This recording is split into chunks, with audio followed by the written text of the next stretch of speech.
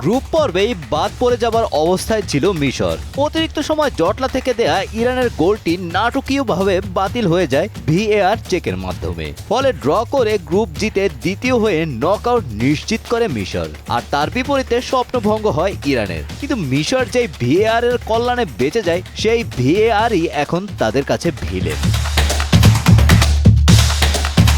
Group পর্বের বাঁচা মরার ম্যাচে ইরানের মুখোমুখি হয়েছিল মিশর। অতিরিক্ত সময়ে ইরানের খেলোয়াড় খলিলজাদে এক নাটকীয় জয়সূচক গোল করেন। গোলটি বৈধ হলে মিশরের গ্রুপ পর্ব থেকে বিদায় নিতে হতো, কিন্তু ভিআরের চুলচেরা বিশ্লেষণে গোলটি বাতিল হলে অবিশ্বাস্যভাবে বেঁচে যায় মিশর। সেদিন ম্যাচ শেষে মিশরের কোচ হোসেম হাসান খেলোয়াড় ও স্টাফদের কাছে ভিআর ও রেফারি ছিল ন্যায্য।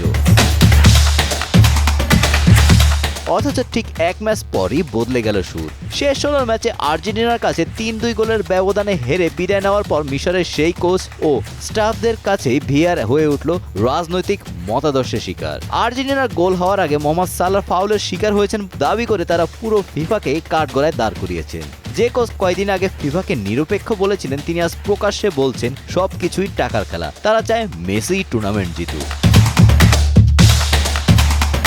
একই প্রযুক্তির সুবিধা নিয়ে গ্রুপ পর্ব পার হওয়া ও নিজেরা বিদায় নিলে প্রযুক্তিকে জালিম বানানো এই মিশরীয় দ্বিচারিতা এখন ফুটবল বিশ্বে হাসির খোরাক জন্মাচ্ছে। Golam Rabbani, Times today.